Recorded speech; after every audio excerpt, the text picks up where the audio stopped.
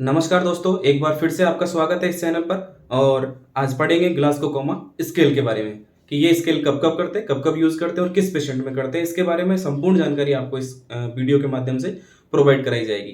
तो ये जो स्केल होता है ये असेस करने के लिए करते हैं, क्लाइंट की न्यूरोलॉजिकल कंडीशन को असेस करने के लिए किया जाता है। और इस स्केल की जो मिनिमम मार्किंग रहती है, मिनिमम स्कोर रहता है वो 3 रहता है और मैक्सिमम जो स्कोर रहता है वो 15 रहता है।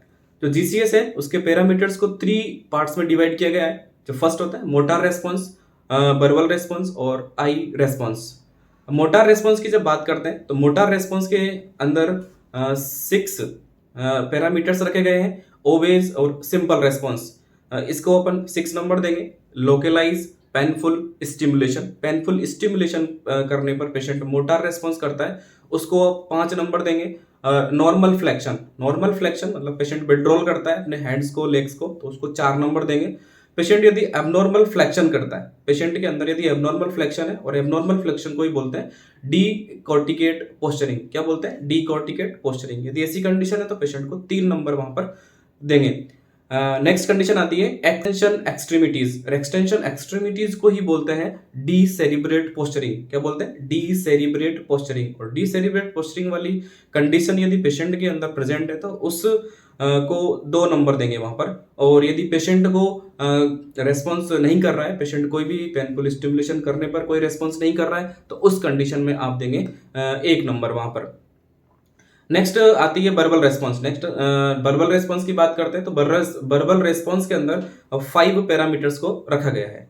5 पैरामीटर्स में सबसे पहले आता है ओरिएंटेशन। यदि पेशेंट फुल्ली ओरिएंटेड है, यदि पेशेंट टाइम, पर्सन, प्लेस के बारे में यदि जानता है, वहां पर सब कुछ ओरिएंटेड है, पेशेंट फुल्ली कॉन्शियस है, तो उस कंडीशन को 5 नंबर वहां पर आप प्रोवाइड करेंगे। यदि पेशेंट आपसे कंफ्यूज्ड कन्वर्सेशन कर रहा है, यदि आप पेशेंट से बात कर रहे हैं और पेशेंट के अंदर कंफ्यूजन प्रेजेंट है, तो आप उस कंडीशन को आप 4 नंबर देंगे। नेक्स्ट कंडीशन आती है इन अप्रोप्रिएट वर्ड।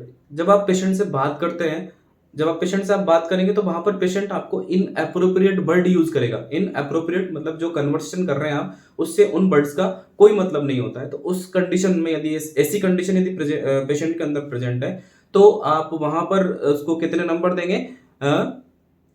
2 नंबर। वहां पर कितने देंगे? 2 नंबर देंगे आप वहां पर। ठीक है। यदि आप पेशेंट कोई रेस्पॉन्स नहीं कर रहा है, पेशेंट वहां पर कोई रेस्पॉन्स नहीं कर रहा है, तो उस कंडीशन में आप 1 नंबर देंगे। नेक्स्ट आता है आई रेस्पॉन्स। जब आई रेस्पॉन्स की बात करते हैं तो आई रेस्पॉन्स के अंदर 4 पैरामीटर्स को रखा गया है। इसमें आता है कि यदि पेशेंट स्पॉन्टेनियसली आई ओपनिंग कर रहा है, पेशेंट यदि स्पॉन्टेनियस आई ओपनिंग कर रहा है, अपने आप आंखें खोल रहा है, बंद कर रहा है, तो उस कंडीशन में आप कितने नंबर देंगे? 4 नंबर देंगे वहां पर। नेक्स्ट कंडीशन आती है इन रेस्पॉन्स टू साउंड। यदि पेशेंट साउंड करने पर, आपके बोलने पर या फिर कोई आवाज करने पर या फिर कोई स्टिमुलाई करने पर यदि आपको कर रहा है, रेस्पॉन्स कर रहा है, आई आई ओपन कर रहा है, तो उस कंडीशन में आप पेशेंट को 3 नंबर देंगे।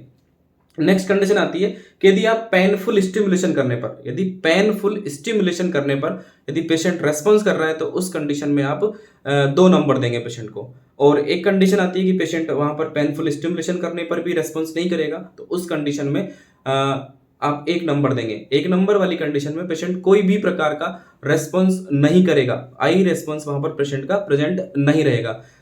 तो धन्यवाद। यदि आप चैनल पर नए हैं तो प्लीज आपसे रिक्वेस्ट है सब्सक्राइब और फॉलो जरूर करें।